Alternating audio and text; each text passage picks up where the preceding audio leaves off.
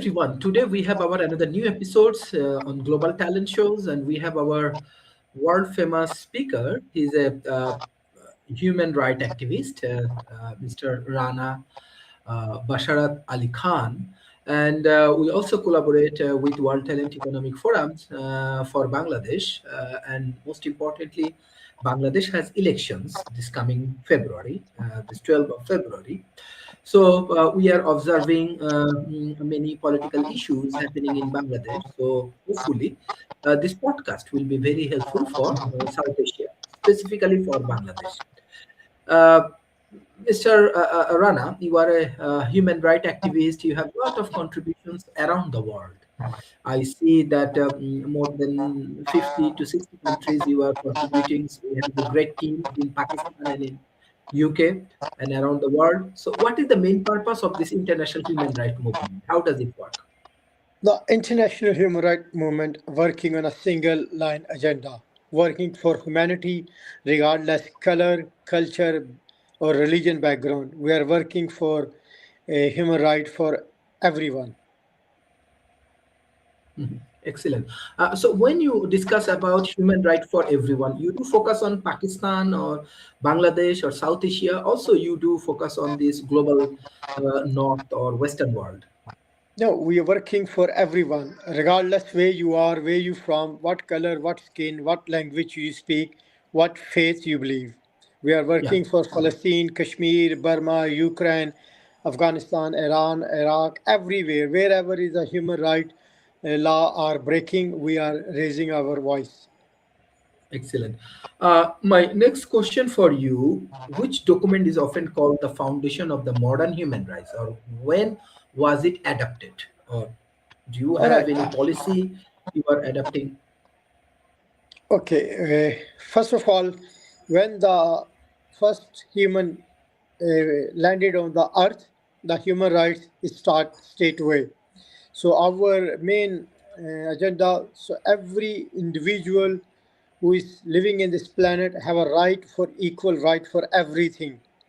There is no different because of their color, culture, or their race or their belief. Everyone have a right for equality.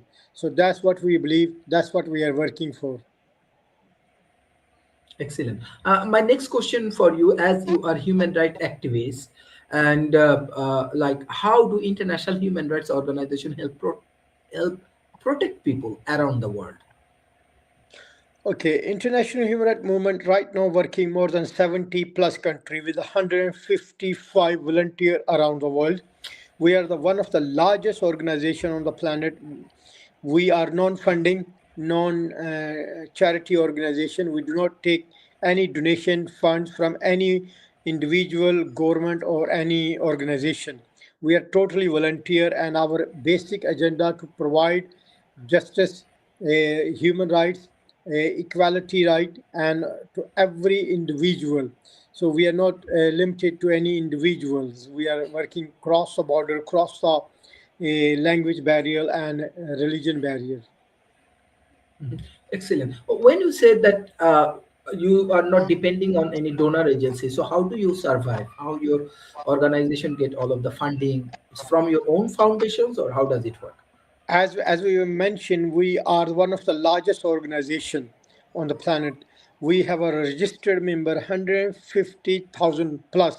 These figures are count to 2024.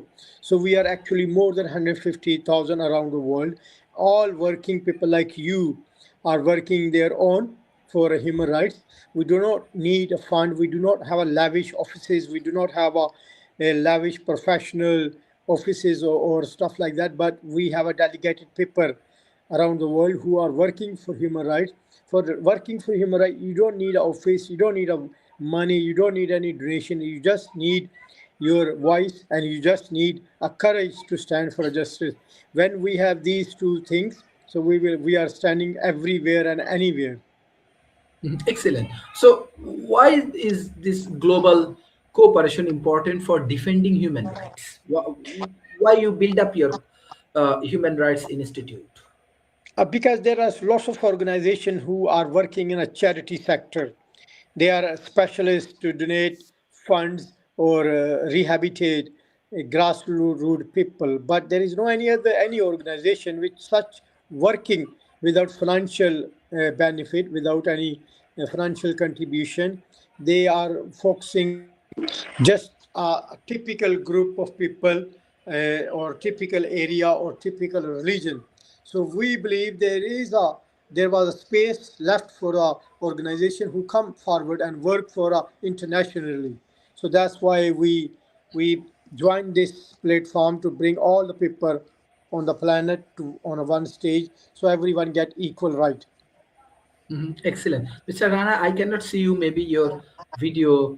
Okay, thank you. My next question for you, what is one example of human rights that everyone should enjoy, no matter where they live? They can live in Africa or in South Asia or in global north or in Europe. What's your thought? That is very understandable question. Like, it's not make any difference if I born in a UK or if I born in a Bangladesh or Africa or anywhere in Asia. I have a right for my dignity. I have a right for a justice. I have a right for a fair food. I have a right to clean water. I have a right to get a proper medicine. I have a right for a every basic need for a human. So it will not make me any different if I'm living in a United Kingdom or if I'm living in Africa. That's not make to be a need to be a change on my any basic rights. That is a human right for equal for everyone. Excellent. My next question for the community building and so on. So, how can young people contribute to promoting human rights in their own communities? That's the main pillar of the community. We right now we have about 65% youth around the world, and this youth is going to be our future, and that is going to be lead the nations around the world. So we need to give them a grassroots education for human rights. So when they grow, they will have to a clear understanding what is a human right and how they behave in their practical life. Either they are a professor, doctor, engineer, or a politician. Even they are a businessman or they are a politician or office bureau. If they have a basic knowledge of human rights, so wherever they are, they will serve the community with a dignity and an equal right. So that's why our focus on a youth to entertain them and educate them for a basic right for human rights.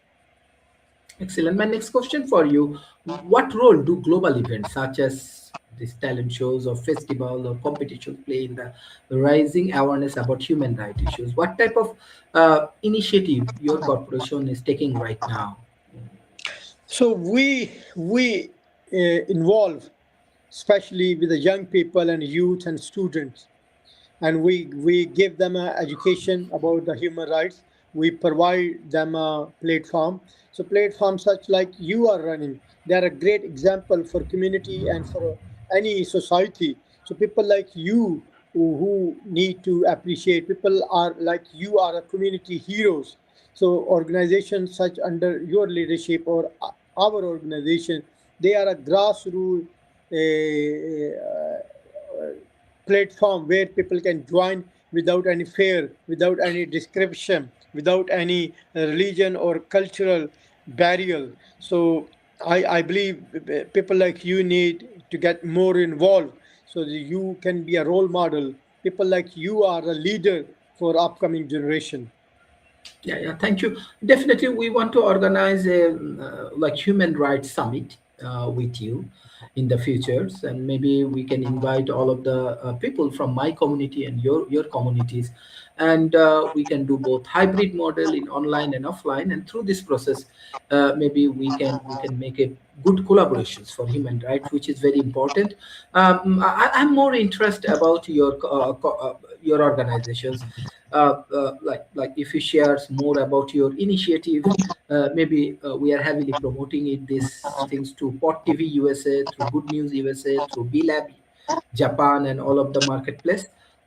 So how you want to share your experience with our audience.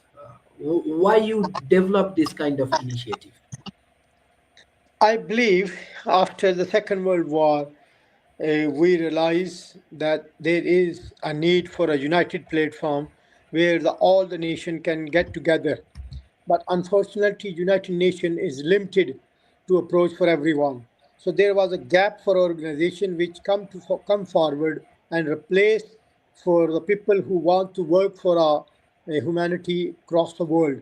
So it's not possible for everyone to get on board on a United Nation. So that's why we set up the organization around the world, which can easily accessible, easily approachable, and people can feel like their own organization and work for humanity, regardless if you are working for your own street issue or your city issue or any typical issue you want to discuss, or you want to discuss national issue like a Palestine, like a Kashmir, like a Ukraine, like a Burma, like a Uyghur Muslim in a China. So if you want to discuss any issue, if you want to discuss the issue of the waste of water in your street, you are a part of our organization. You want to work on education, you are part of our organization. So you have a platform. It is your platform. It is not platform. That's why we do not have any strict agenda. We do not have any protocols. We do not have any long, lengthy procedure. You are witness for yourself. It is one interview, one detailed discussion, and you are on board and you are a leading person of the part of the organization. So that's why this organization we call for everyone. Yeah. So as you involve with different country, different culture, how you manage these cultural diversifications? I don't think so. For raising your voice for human rights, there is any culture different. To be Okay. honest, all the different we can find out nationally, they are politically different. All the religion teach us the humanity. All the religion teach us respect for other religion. All the religion is the Muslimism, Sikhism, Hinduism, Christianity. They teach us the justice. They teach us the equal right. So that's the understanding we need to bring on the ground. That's the understanding we need to give a people who believe in a Christianity, who believe in a Sikhism, who believe in a Hinduism, who believe in a Muslim, who is not believer. This is a common message we are taking away for everyone, that the human right is not based on your color, is not based on your culture, is not based on your religion.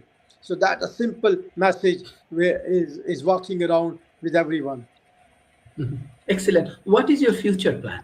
What you want to see you and your organization in next 5 years, like in 2030?